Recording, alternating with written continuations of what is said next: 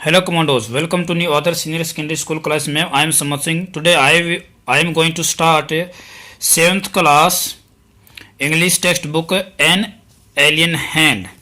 ये NCERT book class 7th की है, एन एलियन हैंड, और हम इसका फर्स्ट लेसन स्टार्ट करेंगे द टाइनी टीचर।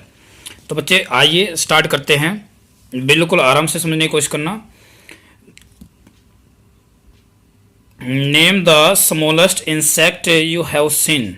उस छोटे से छोटे कीड़े का नाम बताओ, इंसेक्ट का नाम बताओ जो आपने देखा है, और वो वाइजेस्ट भी होना चाहिए। क्या यह एक फ्लाई मक्खी है? नो इजंट, नहीं है। इज इट द मॉस्किटो, क्या ये एक मॉस्किटो है? मॉस्किटो स्पेलिंग जो देखना बेटा वेरी इंपॉर्टेंट होती है कंपटीशन टेस्ट के लिए। No not the mosquito, then it must be the worm, क्या फिर तो ये पक्कम पक्का कीड़ा होगा? नन ऑफ दीज, इनमें से कोई भी नहीं। इट इज द अंट, यह तो एक चींटी होती है। The commonest, the smallest but the wisest insect, जो सबसे कॉमन पाया जाता है, सबसे छोटी होती है और सबसे वाइजेस्ट, सबसे बुद्धिमान भी होता है। तो बच्चे यहाँ पे ग्रामर में मैंने आपको आर्टिकल सेक्शन की जो वीडियो करवाई थी इसमें बताया था सुपरलेटिव डिग्री से पहले हमेशा आर्टिकल कौन सा था? The commonest, the smallest, the wisest. The story of an ant's life sound almost untrue. Ant के जीवन के ऊपर आधारित जो कहानियां होती हैं वो लगभग हमें झूठी लगती हैं। But people have kept ants as pet, लेकिन लोग एंट को एक पालतू की तरह मानते हैं। एंड हैव वॉच्ड, और उन्होंने देखा है उनकी डेली बिहेवियर को क्लोजली, बिल्कुल नज़दीकी से। So we know a number of facts, इसलिए हम जानते हैं उनके बारे में कई तथ्य। हार्ड वर्किंग होते हैं, इंटेलिजेंट होते हैं, क्रिएचर मतलब प्राणी, ये एक हार्ड वर्किंग और इंटेलिजेंट क्रिएचर माने जाते हैं। आगे आइए। An ant uses its feelers और एंटीने और फीलर दोनों इज इक्वल टू, दोनों मीनिंग सेम है। एंटीने आपको उनके सिर के ऊपर छोटे छोटे, मैं अभी एक दिखा भी दे रहा हूँ, ये देखिए, ये है फिलर, ये आगे दो छोटे छोटे एंटीने बोल दो या फिलर बोल दो। तो आगे आइए। An ants use its feeler को, एंटीने को टॉक करने के लिए, टॉक मतलब बातें करने के लिए अदर एंट्स, दूसरे चींटियों से। By passing message through them, उनके वो एंटीने को जब एक दूसरे से टच करते हैं तो वहाँ से उनका बातें करने का तरीका है, वहाँ से उनका मैसेज जो होता है वो दूसरे पास चला जाता है। Watch a row of ants moving up and down the wall, जो दीवार होती है आपने उसके ऊपर कई बार चींटियों की एक रो देखी होगी। Each ant greet all the others coming from the opposite direction by touching their feelers, आपने उनको प्रत्येक ने देखा होगी वो हर चींटियों के पास रुक कर जाती है, इसका मतलब ग्रीट करती है, उनको अभिनंदन करती है और उनके एंटीनों को टच कर कर निकलती है। आगे आइए।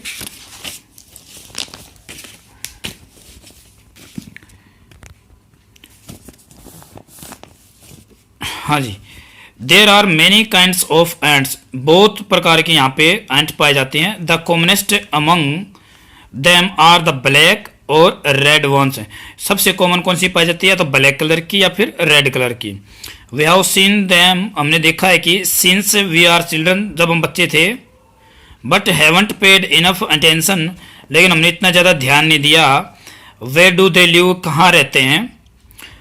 इन their comfortable homes called nest, या फिर हम क्या कहेंगे एंट हिल। एंट हिल मतलब बाम्बी, जो मिट्टी के बने होते हैं, आपने कई बार रस्तों में पगडंडियों में देखा होगा जहाँ पे बहुत सारी चिट्टियाँ रहती हैं, उसको क्या नाम दिया? Ant hill. Each has hundreds of little rooms, इसके अंदर क्या होते हैं? सैकड़ों छोटे छोटे रूम होते हैं, पैसेजेस रास्ते होते हैं। इन सम ऑफ दीज रूम्स, और इनमें से कई रूमों में से क्वीन एंट लेज का, जो रानी चींटी होती है वो अपने अंडे देती है।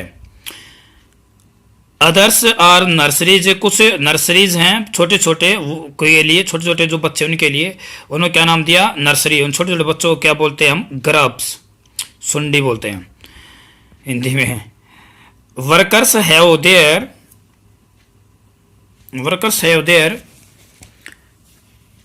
रिजर्व्ड क्वार्टर्स, वर्कर्स का अपना अलग से क्वार्टर होता है। They spend most of their time searching for food, वे अपना ज़्यादातर समय बिताते हैं किस लिए, फूड की तलाश के लिए।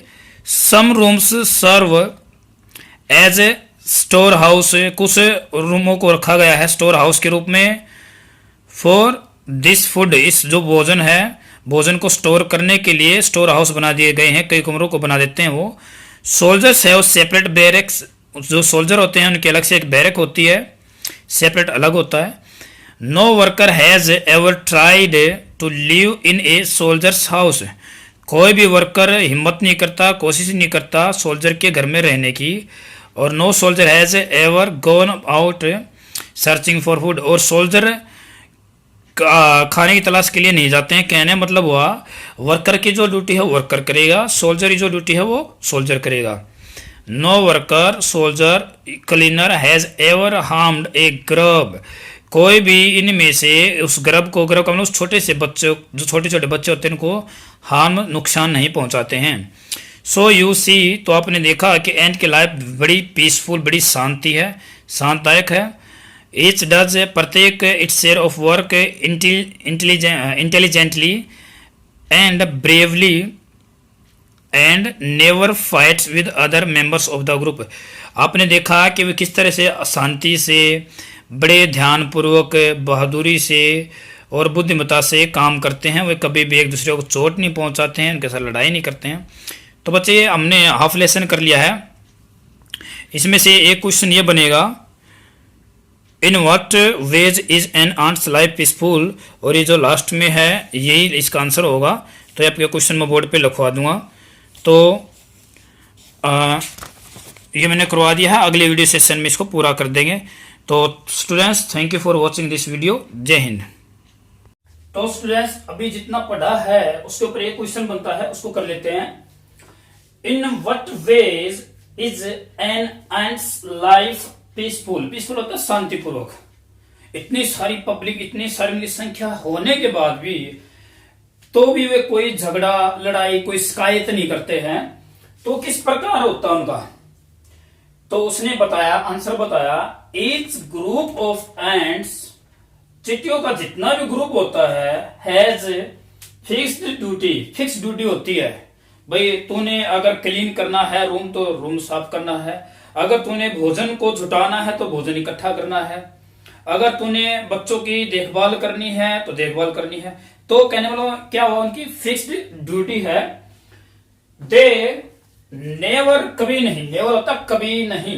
इंटरफेयर होता है हस्तक्षेप करना। इंटरफेयर मतलब क्या होता है, जैसे बोलते हैं कि जो बड़े आदमी बात कर रहे होते हैं तो उनको बीच में टोकना नहीं चाहिए, उनके बीच में हस्तक्षेप नहीं करना चाहिए। जब मीटिंग चल रही होती है तो उसके बीच में रोकना टोकना नहीं चाहिए, उसको बोलते हैं इंटरफेयर करना।